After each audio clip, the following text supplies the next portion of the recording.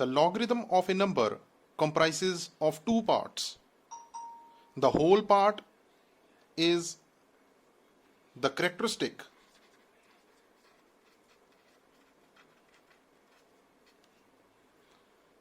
and the decimal part is the mantissa.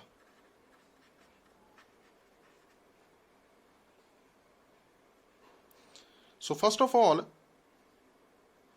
let's find out mantissa of a particular value. One important point of mantissa is that the mantissa of common logarithm is independent of the position of the decimal point.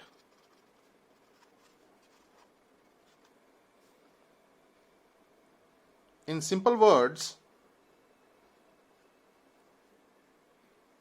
the mantissa of log 6 or log 60 or log 600 will be same, or we can say if there are decimal points in the value as log 0.4832 or log 0.04832 will be same. इन्हां दोनों values ਦਾ ਜਿਹੜਾ mantissa ਅਸੀਂ find out करांगे ਉਹ same आएगा. It is independent of the decimal point, position of decimal point. ਇਸੇ ਤਰ੍ਹਾਂ ਆ ਜਿਹੜੀਆਂ ਉੱਪਰ ਵੈਲਿਊਜ਼ ਲਿਖੀਆਂ ਹੋਈਆਂ ਆ, ਇਹਨਾਂ ਵੈਲਿਊਜ਼ ਦਾ ਅਗਰ ਅਸੀਂ mantissa ਦੇਖਾਂਗੇ ਉਹ ਵੀ ਹਮੇਸ਼ਾ सेम आएगा. इंडिपेंडेंट के ਅਸੀਂ 6 ਦਾ ਦੇਖ ਰਹੇ ਹਾਂ, log के 60 ਦਾ ਦੇਖ ਰਹੇ ਹਾਂ ਜਾਂ 600 ਦਾ ਦੇਖ ਰਹੇ ਹਾਂ. ਇਹ mantissa ਦੀ ਇੱਕ ਇੰਪੋਰਟੈਂਟ ਪੁਆਇੰਟ ਹੈ. Let's find out log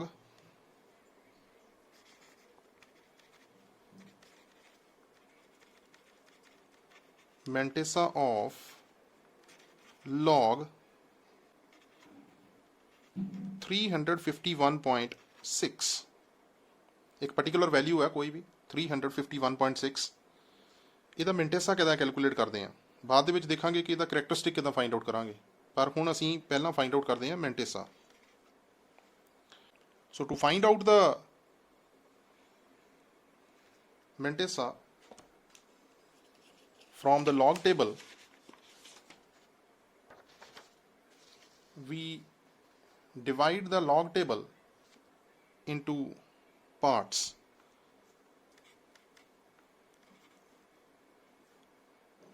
This column, first column, represents A, then this line 0, 1, 2, 3, 4, 5, 6, it is represented by B, and these all values are represented by C. Last which mean difference है, this is the mean difference. ਹੁਣ ਇਹ ਚਾਰ parts ਨੂੰ ਅਸੀਂ ਕਿਸ ਤਰ੍ਹਾਂ ਦੇਖਦੇ ਹਾਂ? ਸਭ ਤੋਂ ਪਹਿਲਾਂ ਅਸੀਂ ਕੀ ਕਰਾਂਗੇ, ਜਿਹੜੀ ਸਾਡੇ ਕੋਲ ਵੈਲਿਊ ਹੈ ਉਸ ਵੈਲਿਊ ਦੀਆਂ ਸਾਰੀਆਂ ਹੀ ਡੈਸੀਮਲ ਪੁਆਇੰਟਸ ਨੂੰ ਅਸੀਂ ਹਟਾ ਲਵਾਂਗੇ. ਸਾਡੇ ਕੋਲ ਵੈਲਿਊ ਆਈ 3516. ਫਸਟ 2 ਡਿਜਿਟਸ ਅਸੀਂ ਦੇਖਾਂਗੇ ਇਨ ਕਾਲਮ A. ਕਾਲਮ A ਦੇ ਵਿੱਚ ਫਸਟ 2 ਡਿਜਿਟਸ ਸਾਡੇ ਕੋਲ 35 ਹੈਗੇ ਆ.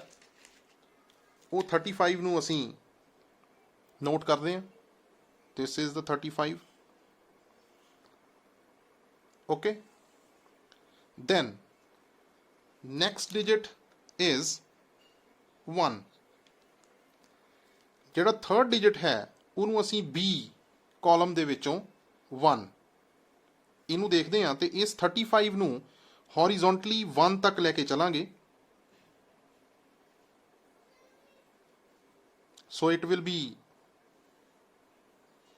5453।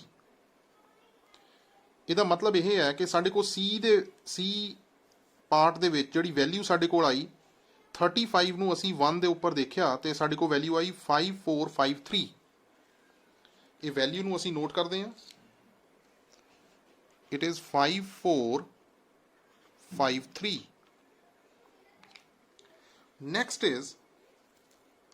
next digit is fourth digit 6. it is the mean difference ਦੇ ਉੱਤੇ 6 ਕਾਲਮ ਦੇ ਵਿੱਚ ਅਸੀਂ ਚਲਾਂਗੇ ਤੇ ਇਸ ਹੌਰੀਜ਼ੌਂਟਲ ਲਾਈਨ ਨੂੰ 35 ਦੀ ਲਾਈਨ ਨੂੰ ਅਸੀਂ ਦੇਖਦੇ ਹਾਂ ਕਿ 6 ਦੇ ਉੱਤੇ ਇਹ ਵੈਲਿਊ ਕਿੰਨੀ ਆ ਰਹੀ ਹੈ, that is 7। ਓਕੇ, ਇਹਨੂੰ ਵੀ ਨੋਟ ਕਰਾਂਗੇ। ਮੀਨ ਡਿਫਰੈਂਸ ਆ ਗਿਆ ਸਾਡੇ ਕੋਲ। this is the mean difference। ਹੁਣ ਅਸੀਂ ਕੀ ਕਰਾਂਗੇ, ਇਹਨਾਂ ਨੂੰ ਪਲੱਸ ਕਰਾਂਗੇ ਦੋਨਾਂ ਨੂੰ ਵੈਲਿਊਜ਼ ਨੂੰ।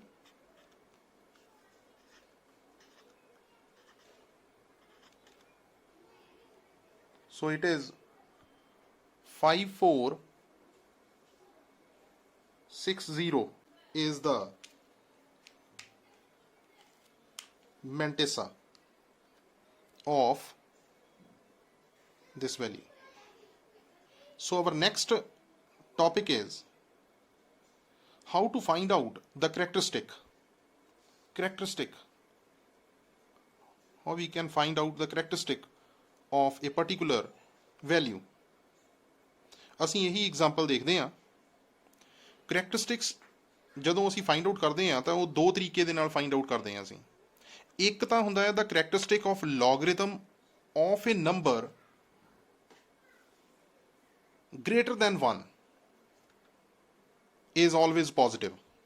ਜਿੱਦਾਂ ਅਸੀਂ ਇਸ ਐਗਜ਼ਾਮਪਲ ਦੇ ਵਿੱਚ ਦੇਖਦੇ ਹਾਂ ਕਿ ਇੱਥੇ ਜਿਹੜਾ ਸਾਡੇ ਕੋਲ ਨੰਬਰ ਹੈ ਇਹ 351 ਹੈ, that is greater than 1। ਸੋ ਇਹਦਾ ਜਿਹੜਾ ਕਰੈਕਟਰਿਸਟਿਕ ਹੋਏਗਾ always positive ਹੋਏਗਾ and is 1 less than the number of digits in the integral part of the number। ਹੁਣ ਜਦੋਂ ਵੀ ਅਸੀਂ ਕਰੈਕਟਰਿਸਟਿਕ ਫਾਈਂਡ ਆਊਟ ਕਰਨਾ ਆ, ਕਰੈਕਟਰਿਸਟਿਕ ਹਮੇਸ਼ਾ ਅਗਲੇ ਸਾਈਡ ਤੇ ਲਿਖਦੇ ਹਾਂ ਅਸੀਂ ਦੇਖਦੇ ਹਾਂ ਕਿ ਇਸ ਨੰਬਰ ਦੇ ਇੰਟੈਗਰਲ ਪਾਰਟ ਦੇ ਵਿੱਚ ਡੈਸੀਮਲ ਪੁਆਇੰਟ ਤੋਂ ਇਸ ਸਾਈਡ ਤੇ ਸਾਡੇ ਕੋਲ ਕਿੰਨੇ ਡਿਜਿਟਸ ਹਨ। ਸਾਡੇ ਕੋਲ ਇੱਥੇ ਇੰਟੈਗਰਲ ਪਾਰਟ ਦੇ ਵਿੱਚ 3 ਡਿਜਿਟਸ ਆ ਰਹੇ ਆ, 3 ਡਿਜਿਟਸ। ਇਹ ਮੈਂ ਨੋਟ ਕਰੋ ਇਹ ਕਿ ਇਹ ਮੈਥਡ ਉਸ ਵੇਲੇ ਹੈ ਜਦੋਂ ਵੈਲਿਊ ਜਿਹੜੀ ਹੈ ਉਹ ਗ੍ਰੇਟਰ ਦੈਨ 1 ਹੈ ਸਾਡੇ ਕੋਲ। ਠੀਕ ਹੈ ਜੀ, 3 ਡਿਜਿਟਸ ਆ ਰਹੇ ਆ। ਅਸੀਂ ਕੀ ਕਰਨਾ, 3 ਡਿਜਿਟਸ ਦੇ ਵਿੱਚੋਂ ਇੱਕ ਮਾਈਨਸ ਕਰ ਦੇਣਾ, ਜਿਹੜੀ ਸਾਡੇ ਕੋਲ value I that is the characteristic, ਉਹ ਸਾਡੀ ਕਰੈਕਟਰਿਸਟਿਕ ਹੋਏਗੀ। ਇਹਦਾ ਮਤਲਬ ਇਹ ਹੈ ਕਿ ਇਸ ਵੈਲਿਊ ਦਾ ਅਗਰ ਪੂਰਾ ਲੌਗ ਦੇਖੀਏ, log of 351.6 ਉਹਦੇ ਦੋ ਪਾਰਟਸ ਬਣਾਏ ਅਸੀਂ, ਇੱਕ ਕਰੈਕਟਰਿਸਟਿਕ, ਇੱਕ ਮੈਂਟੇਸਾ ਸਾਡੇ ਕੋਲ ਆਇਆ 5460 ਤੇ ਕਰੈਕਟਰਿਸਟਿਕ ਸਾਡੇ ਕੋਲ ਕੀ ਆਇਆ 2। ਕਰੈਕਟਰਿਸਟਿਕ ਸਾਡੇ ਕੋਲ ਕੀ ਆਇਆ 2। so that means the logarithm of this much value is 2.5460। this is the log of 351.6। let's take another example। what is the log to the base 10 of 2.872। ਅਸੀਂ ਇਹਦਾ ਲੌਗ ਦੇਖਣਾ ਆ। ਠੀਕ ਹੈ ਜੀ। ਸਭ ਤੋਂ ਪਹਿਲਾ ਸਟੈਪ ਕੀ ਸੀ? ਦੇਖੋ ਇਹ ਵੀ ਵੈਲਿਊ ਜਿਹੜੀ ਹੈ ਉਹ ਗ੍ਰੇਟਰ ਦੈਨ 1 ਹੈ। ਸਭ ਤੋਂ ਪਹਿਲਾ ਸਟੈਪ ਕੀ ਹੁੰਦਾ ਹੈ? ਅਸੀਂ ਇਹਦਾ ਪੁਆਇੰਟ ਹਟਾ ਦੇਣਾ। ਪੁਆਇੰਟ ਹਟਾ ਕੇ ਵੈਲਿਊ ਆਈ 2872। ਠੀਕ ਹੈ ਜੀ। ਹੁਣ ਅਸੀਂ ਲੌਗ ਟੇਬਲ ਦੇ ਵਿੱਚੋਂ ਪਹਿਲੇ 2 ਡਿਜਿਟਸ ਫਾਈਂਡ ਆਊਟ ਕਰਨੇ A ਕਾਲਮ ਤੋਂ। Where is A column?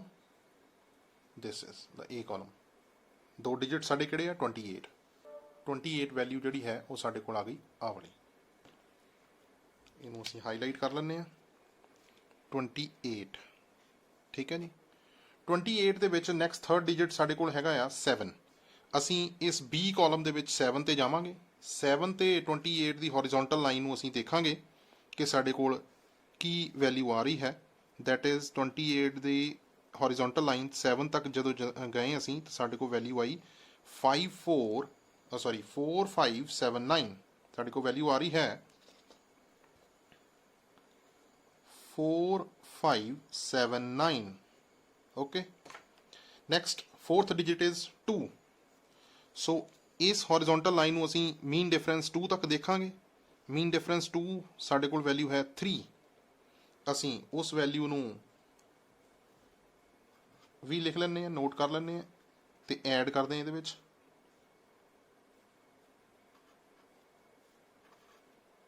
ਸਾਡੇ ਕੋਲ ਵੈਲਿਊ ਆਈ 4582। So this is the mantissa. Okay. 0.45 ਇਹ ਸਾਰੀਆਂ ਵੈਲਿਊਜ਼ ਜਿਹੜੀਆਂ ਹੈ ਇਹਨਾਂ ਦੇ ਮੂਹਰੇ ਪੁਆਇੰਟ ਲੱਗਾ ਹੁੰਦਾ ਹੈ, ਇਸ ਕਰਕੇ ਅਸੀਂ ਇਹ ਵੈਲਿਊ ਨੂੰ ਕਵਾਂਗੇ 0.4582। that is the mantissa. This is the mantissa. So we have to find out the characteristic of this value. ਹੁਣ characteristic ਦੇਖਣ ਦੇ ਲਈ ਅਸੀਂ ਕੀ ਕਰਦੇ ਸੀ? characteristic ਦੇਖਣ ਦੇ ਲਈ ਅਸੀਂ ਇਹ ਦੇਖਦੇ ਹਾਂ ਕਿ ਪੁਆਇੰਟ ਤੋਂ ਲੈਫਟ ਸਾਈਡ ਤੇ ਕਿੰਨੇ ਡਿਜਿਟਸ ਹੈਗੇ। there is only one digit.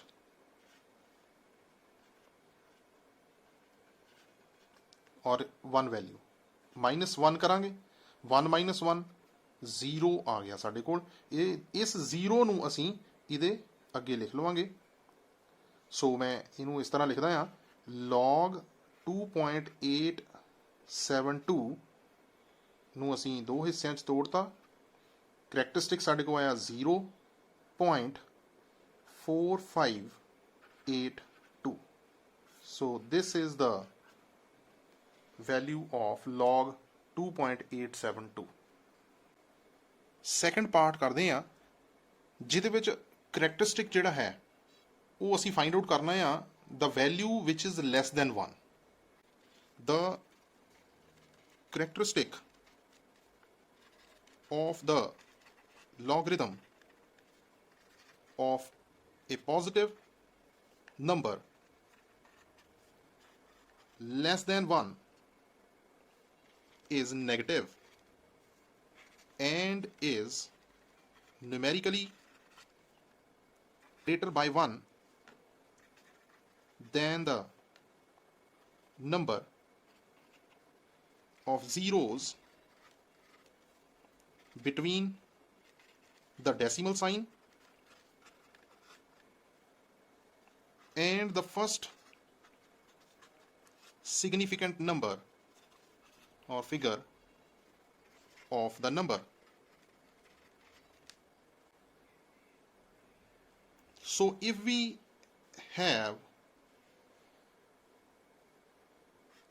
log 0.1, ਹੁਣ ਇਹ ਜਿਹੜੀ ਵੈਲਿਊ ਹੈ ਇਹ ਲੈਸ ਦੈਨ 1 ਆ। ਇਹਦਾ ਜਿਹੜਾ ਕਰੈਕਟਰਿਸਟਿਕ ਆਏਗਾ ਉਹ ਅਸੀਂ ਇਹ ਦੇਖਣਾ ਆ ਕਿ ਇਸ ਪੁਆਇੰਟ ਦੇ ਡੈਸੀਮਲ ਪੁਆਇੰਟ ਦੇ ਰਾਈਟ ਸਾਈਡ ਦੇ ਉੱਤੇ ਕਿੰਨੇ ਜ਼ੀਰੋਜ਼ ਆ ਜਾਂ ਫਿਰ ਇਹ ਜ਼ੀਰੋਜ਼ ਨੂੰ ਕਾਊਂਟ ਕਰਨਾ ਆ। ਜਿੰਨੇ ਜ਼ੀਰੋ ਹੋਣਗੇ ਉਹਦੇ ਵਿੱਚ 1 ਪਲੱਸ ਕਰ ਦੇਣਾ। ਗ੍ਰੇਟਰ ਬਾਏ 1 1 ਪਲੱਸ ਕਰਨਾ। ਜਿੱਦਾਂ ਇੱਥੇ ਕੋਈ ਜ਼ੀਰੋ ਨਹੀਂ ਹੈ ਇਹਦਾ ਮਤਲਬ 0 + 1 ਇਹਦਾ ਜਿਹੜਾ ਕਰੈਕਟਰਿਸਟਿਕ ਹੋਏਗਾ ਇੱਥੇ ਅਲੱਗ ਪੈਂਦੇ ਨਾਲ ਲਿਖ ਦਿੰਦੇ ਆ। ਇਹਦਾ ਜਿਹੜਾ ਕਰੈਕਟਰਿਸਟਿਕ ਹੋਏਗਾ ਉਹ -1 ਹੋਏਗਾ ਕਿਉਂਕਿ ਅਸੀਂ ਕਿਹਾ ਇਹ ਹਮੇਸ਼ਾ ਨੈਗੇਟਿਵ ਹੋਏਗਾ। ਜਿਹੜਾ ਵੀ ਨੰਬਰ ਲੈਸ ਦੈਨ 1 ਵੈਲਿਊ ਦੀ ਲੋਗਰਿਥਮ ਦੇਖਾਂਗੇ ਅਸੀਂ, ਚਾਹੇ ਉਹ ਪੋਜ਼ਿਟਿਵ ਵੈਲਿਊ ਹੈ ਪਰ ਲੈਸ ਦੈਨ 1 ਹੈ, ਉਹਦਾ ਕਰੈਕਟਰਿਸਟਿਕ ਹਮੇਸ਼ਾ ਕੀ ਹੋਏਗਾ? Negative.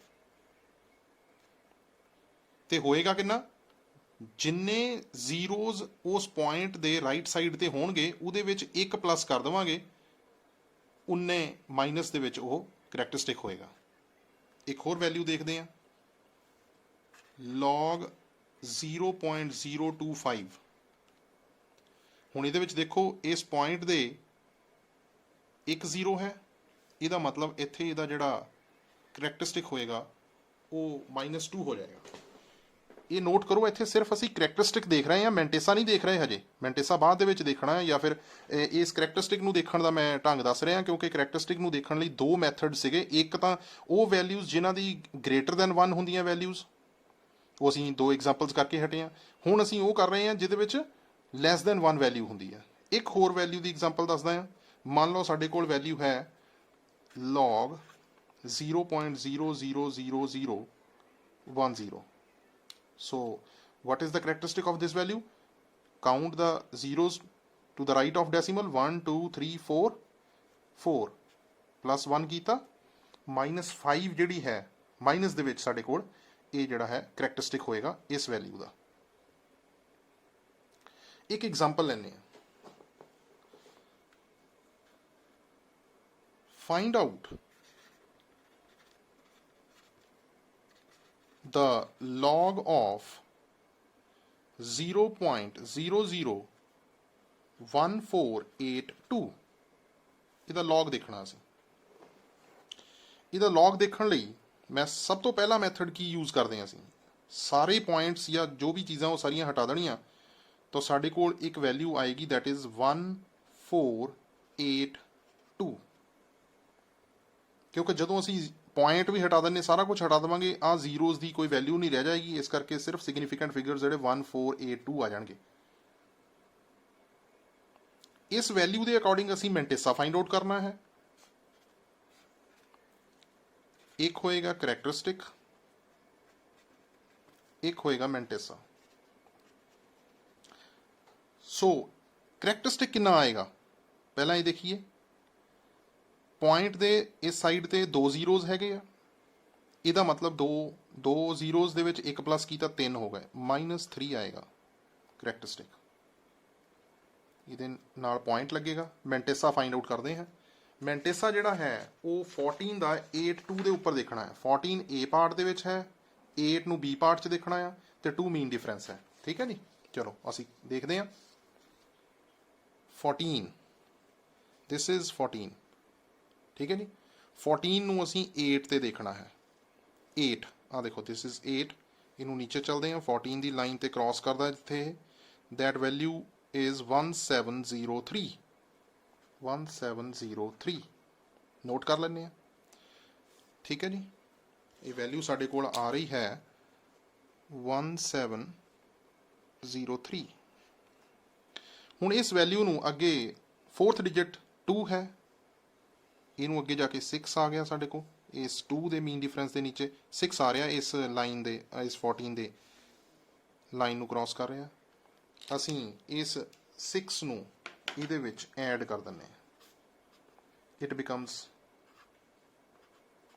This. So this is the mantissa. ਸੋ ਸਾਡੀ ਜਿਹੜੀ ਵੈਲਿਊ ਹੋਏਗੀ ਮੈਂਟੇਸਾ ਸਾਡੇ ਕੋਲ ਆ ਗਿਆ, this is -3 point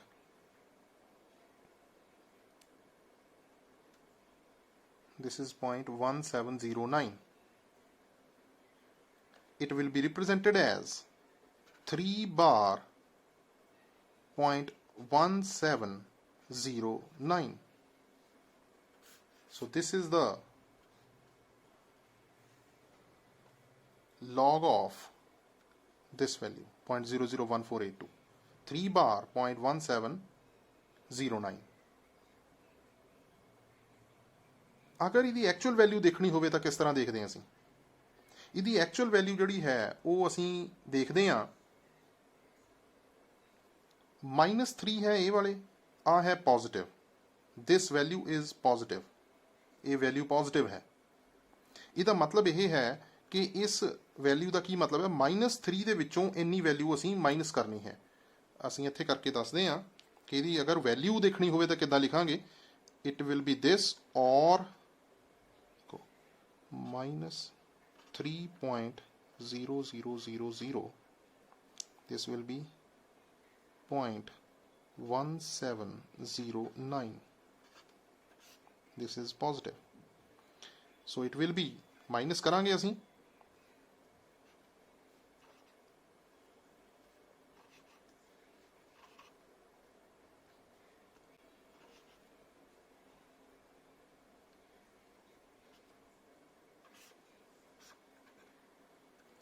so in terms of values ਇਹ ਆਏਗੀ -2.8291 ਔਰ ਇਹਨੂੰ ਅਸੀਂ ਜੇ ਅਸੀਂ ਸਿੰਪਲੀ ਇਸ ਤਰ੍ਹਾਂ ਮਾਈਨਸ ਨਹੀਂ ਕਰਨਾ ਤਾਂ ਫਿਰ ਅਸੀਂ ਕੀ ਕਰਾਂਗੇ, ਇਹਨੂੰ ਅਸੀਂ ਸਿੰਪਲੀ ਇਹ ਲਿਖ ਸਕਦੇ ਹਾਂ 3 ਬਾਰ 0.1709। ਆ ਜਿਹੜੀ ਮਾਈਨਸ ਦਾ 3 ਆਇਆ ਹੈ ਇਹਨੂੰ 3 ਬਾਰ ਲਿਖ ਦਿੰਨੇ ਅਸੀਂ 0.1709। ਕਲੀਅਰ ਹੈ।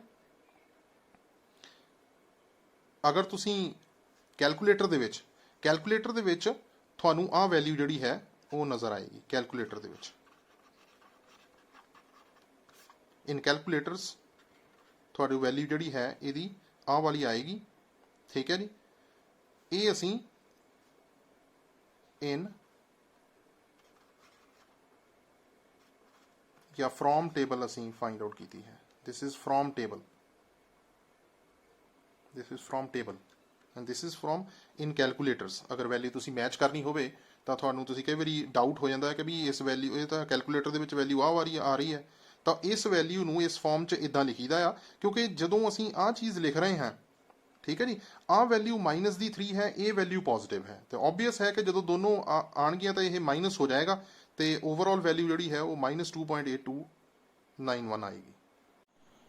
ਹਾਂਜੀ, ਕੁਝ important properties or points related to logarithm are, first is log x into y can be represented as log x plus log y.